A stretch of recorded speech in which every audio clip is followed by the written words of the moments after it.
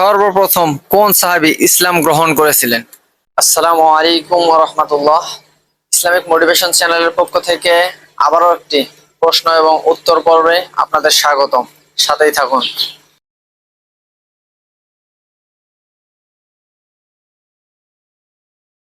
আসসালামু আলাইকুম ওয়া রাহমাতুল্লাহ।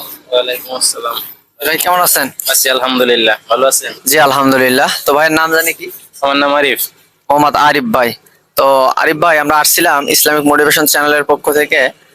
তো আপনাকে আমরা ইসলামিক 3টা প্রশ্ন করব।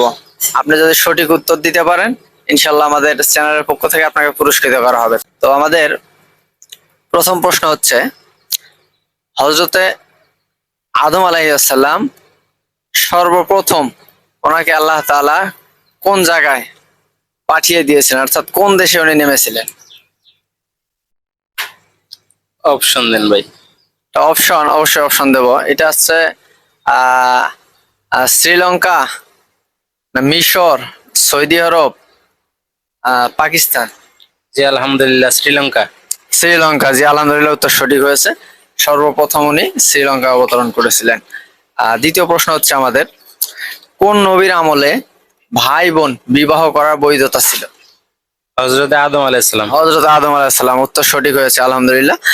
আমরা তৃতীয় প্রশ্ন চলে যাব। সর্বশেষ এবং 3 নম্বর প্রশ্ন হচ্ছে, সর্বপ্রথম কোন সাহাবী ইসলাম গ্রহণ করেছিলেন? অপশন দেন ভাই। অপশন, অবশ্যই অপশন দেবো আমরা। সেটা হচ্ছে প্রথমত হচ্ছে হযরতে আবু বকর রাদিয়াল্লাহু তাআলা আনহু, হযরতে ওমর রাদিয়াল্লাহু তাআলা আনহু, হযরতে উসমান রাদিয়াল্লাহু তাআলা আনহু, হযরতে আলী রাদিয়াল্লাহু তাআলা আনহু।